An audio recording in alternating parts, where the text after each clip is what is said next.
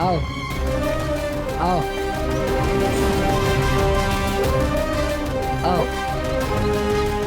आओ।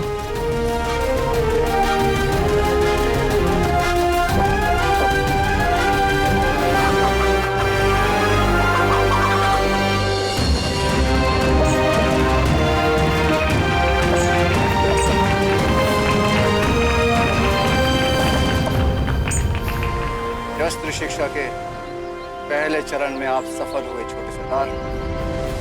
कल से हम आपके अगले चरण की शुरुआत करेंगे। आज से? बल्कि अभी से भी तो कर सकते हैं ना योद्धा जी। मेरे पास वक्त नहीं है। ये क्या बदतमीजी है? मैं योद्धा जी से बात कर रहा हूं ना।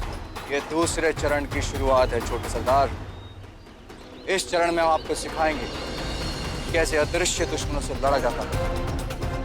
ऐसे दुश्मन जो कभी भेष बदलकर, कभी चोरी चोरी और कभी कभी आपके दोस्त बनकर आप पर हमला करते हैं।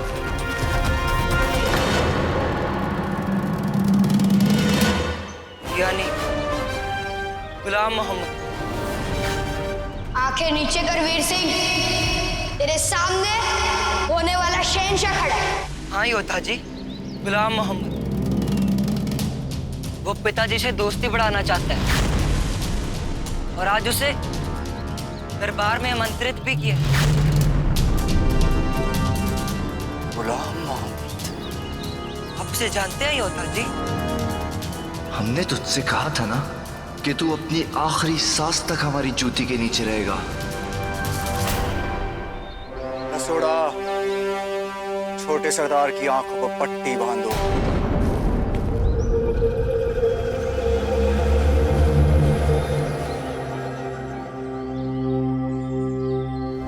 जिस बारे में तुमने मुझे आगाह किया था वो बात सच निकली गुलाम मोहम्मद। चलिए, देर से ही सही, कम से कम आपको हम पे भरोसा तो हुआ। भरोसा? भरोसे की नाव बीच समंदर में ही मिलती है गुलाम मोहम्मद। उस तक पहुंचने के लिए बहुत सारी लहरों का सामना करना पड़ता है, उनसे जूझना पड़ता है,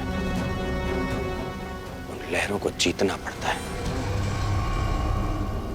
इस वक्त मैंने तुम्हें सिर्फ बातचीत के लिए बुलाया है।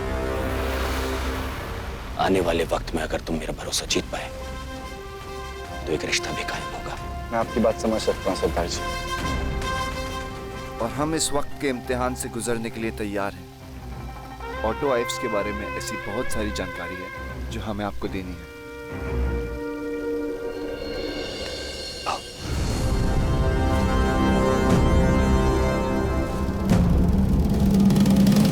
हमारी जमीन पे ऑटो आइव्स की नजर है।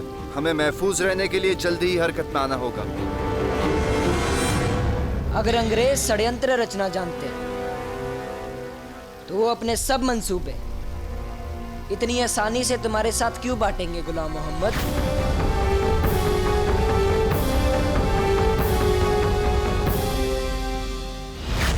रुक जाइए सरदार महासिंह जी। कौन है आप?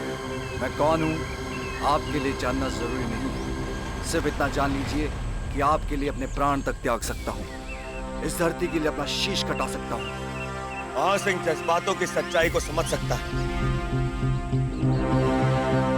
और तुम सामने क्यों नहीं आ रहे? माफ कीजिए, आपके सामने आकर मैं अपने साथ जुड़ी एक मासूम सी जान को खतरे में नहीं डाल सकता, लेकिन आपके सामने ना होते हुए भी मैं आपका शुभ चिंतक ही हूँ और आपके सामने दोस्त के भेष में आया गुलाम मोहम्मद चट्टा सिर्फ आपका दुश्मन है। ये बात तुम कैसे कह सकते हो? क्योंकि मैं गुलाम मोहम्मद की रग रग से वाकिफ हूँ सरदार जी। आपके साथ हाथ मिलाना सिर्फ दिखावा है, साजिश है। वो आपके नहीं, अंग्रेजों के साथ है।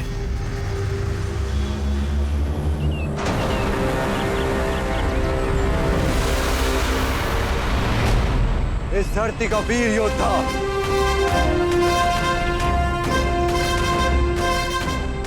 रुको!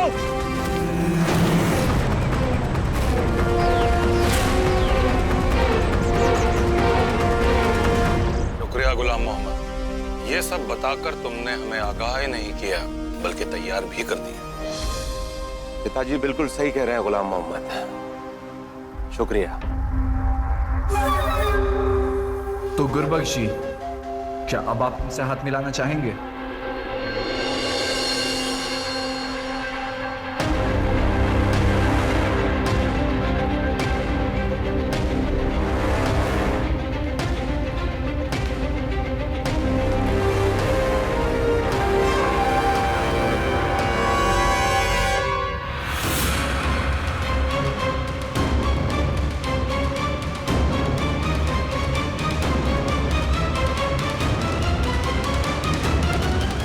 रुक जा प्रावा।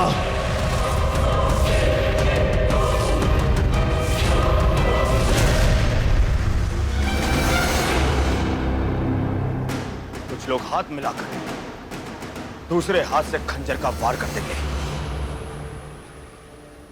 गुलाम मोहम्मद गद्दार था, गद्दार है और गद्दार ही रहेगा।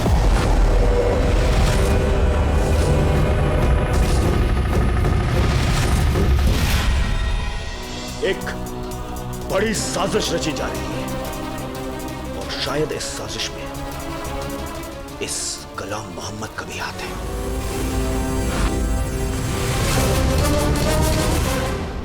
सरदार महासिंह जी, आप जरूर मुझे किसी और की नजर से देख रहे हैं। दोस्त और दुश्मन की पहचान हम नजरों से नहीं, अपनी रूह से निकली आवाज से करते हैं गुलाम मोहम्मद।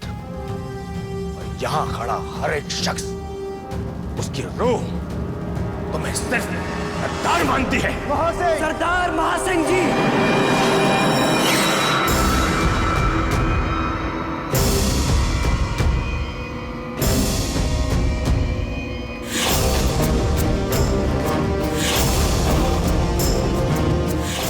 सम्मान की भाषा भूलनी नहीं चाहिए। मेरी तुम्हें यही सलाह है गुलाम मोहम्मद, जिस रास्ते से आए थे उसी रास्ते से अभी और इसी वक्त वापस लौट जाओ।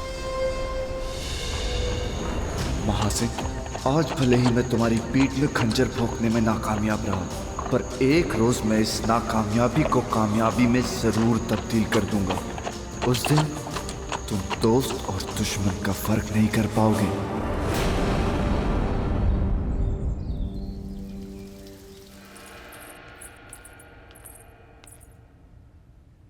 ओहो, लगता है फिर से बेबे से बाल ठीक करवाने पड़ेंगे।